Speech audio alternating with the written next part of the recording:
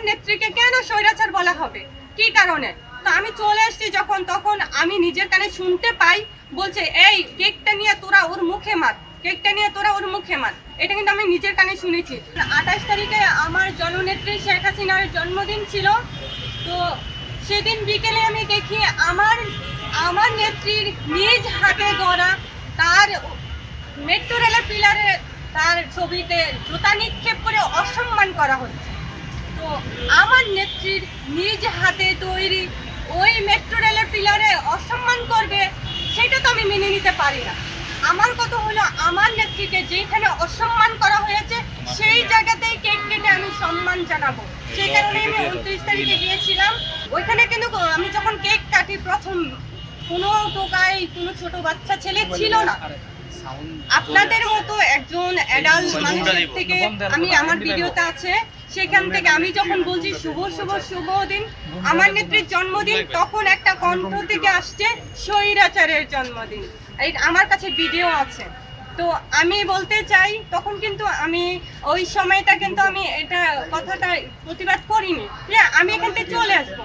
আমি যখন চলে আসছি সেই মুহূর্তে সে আমাকে যে বলছে যে আপনি কি এখান থেকে সুস্থভাবে যেতে পারবেন?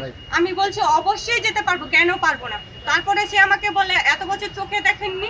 আমি বুঝতে পেরেছিলাম সে আমার সাথে ঝগড়া করার জন্য এখানে ইয়ে করছে। তো আমি চলে আসবো।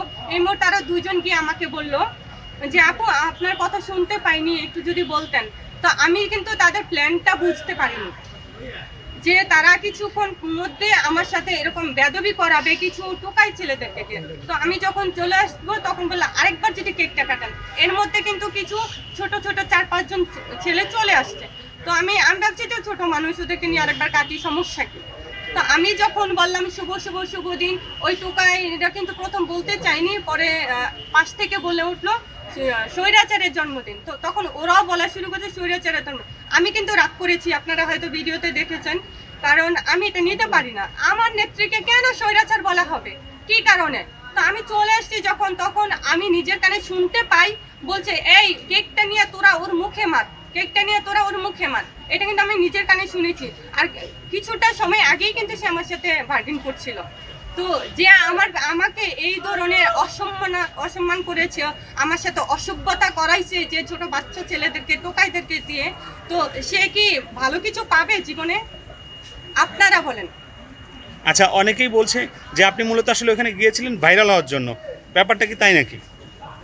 আমি যদি ভাইরাল হওয়ার জন্য ইচ্ছাকৃতভাবেই থাকি তাহলে আপনাদেরকে আমি একটু বলতে চাই, 5 তারিখে আমার নেত্রী কিন্তু ষড়যন্ত্রের শিকার হয়ে 5 তারিখেই কিন্তু এই দেশ থেকে চলে যেতে বাধ্য হলো।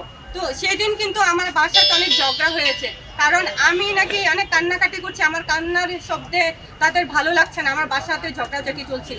আমার যদি ভাইরাল হওয়ার ইচ্ছা থাকতো তাহলে তো আমি তো আগের থেকেই কান্নাকাটি করতাম না। আপনারা দেখবেন যে আমি না এই দেশে অনেক মানুষ আছে আমার নেত্রীর জন্য চোখের পানি ফেলছে। যেমন টিকটক ওই প্ল্যাটফর্মে গেলে বুঝতে পারবেন যে মানুষ কত পরিমাণে কান্নাকাটি করছে আমার নেত্রীর জন্য। তো ওখানে আমি 5 তারিখে আমি একটা আইডি খুলেছি, সেখানে আমার ভিডিওগুলো আছে যে আমি কি আসলে আমার নেত্রীকে মন থেকে ভালোবাসি, তাকে ভালোবেসেই তার জন্য এত কিছু করতে চাচ্ছেন, নাকি ভাইরাল হওয়ার জন্য। আমার ভিডিওগুলো দেখলে আপনারা বুঝতে পারবেন ভাইরাল হওয়ার কোনো দরকার নাই, কারণ আমিও মিডিয়াতে কাজ করি, আমি একজন মডেল। আমি অনেক কাজ না করলে টুকটাক কাজ করি। আমার এমন না যে জীবনে কোনোদিন ক্যামেরা দেখিনি, ক্যামেরা আমার সামনে আসবে আর আমি বলবো যে ভাই আমার একটু ভিডিও করেন বা আমি পরিচিতি পাবো, ওরকম না। আপনারা এখানে অনেকে আছেন যাদের সাথে আমার অনেক আগে থেকে পরিচয় আছে, যে আপনারা আমি ইন্টারভিউ দিয়েছি আগেও। এখানে ভাইরাল হওয়ার কিছু নাই।